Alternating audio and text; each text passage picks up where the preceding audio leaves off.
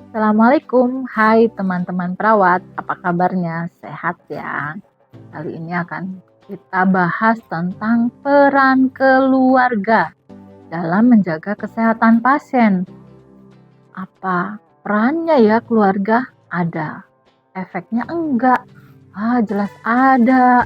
Keluarga itu sangat berperan dalam menjaga kesehatan pasien. Contoh ya, kasih contoh dulu nih.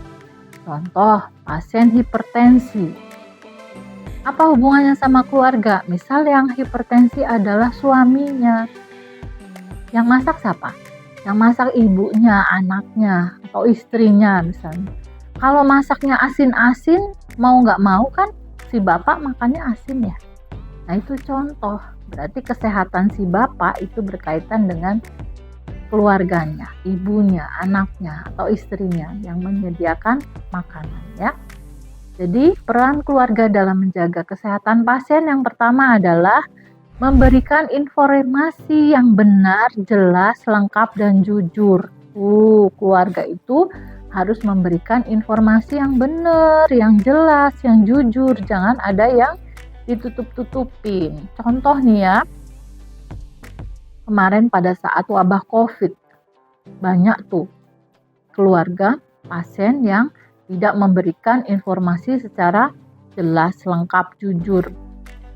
Ditanya, bepergian nggak dalam seminggu terakhir? Jawabnya enggak, padahal dari mana gitu ya. Kasihan kalau nggak jujur, akhirnya tenaga kesehatan atau orang lain bisa ketular gitu ya.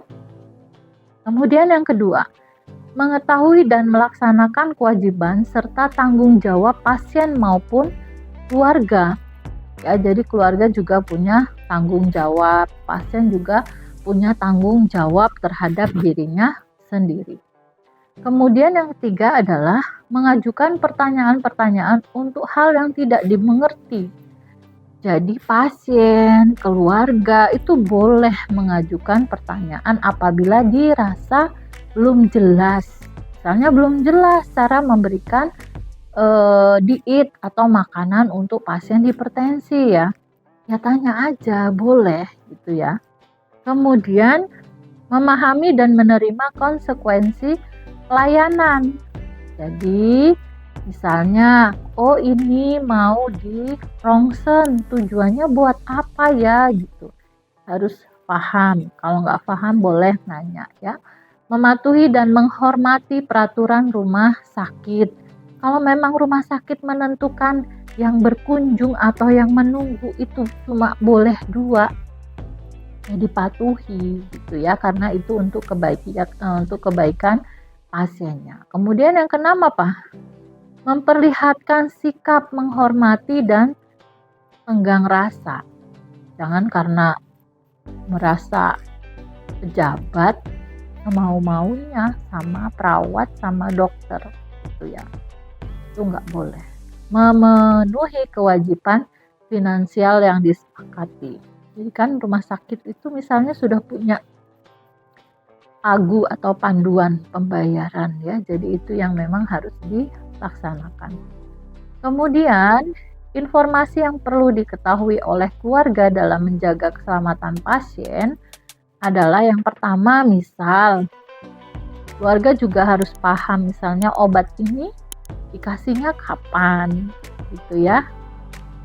Kemudian kesadaran pasien yang bisa ini baik, masih baik gitu ya, gimana gitu. Kalau sudah mulai males-males ngomong atau dia ini ngantuk, apa memang kurang kesadaran gitu, juga harus dikasih tahu ke keluarga pasien ya. Kemudian tindakan pencegahan jatuh yang dilakukan, jadi diajarin tuh ya keluarga pasien gimana cara menutup tempat tidur, penghalang tempat tidur ya. Kemudian cara untuk meminta bantuan misalnya dengan mencet bel atau apa, itu juga harus dijelaskan ke keluarga. Cara mengatur pengaman dan tempat tidur, misalnya mau ninggiin kepala itu gimana, diajarin juga oleh perawat ya ke pasien. Kemudian penggunaan tali pengaman atau pengaman di pinggir itu juga dikasih tahu ke keluarga pasien. Nah, itu adalah informasi-informasi yang perlu diketahui oleh keluarga pasien saat menjaga pasien supaya pasiennya selamat. Nah, itu saja teman-teman. Apabila dirasa materi ini bermanfaat, jangan lupa like, subscribe, dan share ke teman-teman yang lain ya. Assalamualaikum.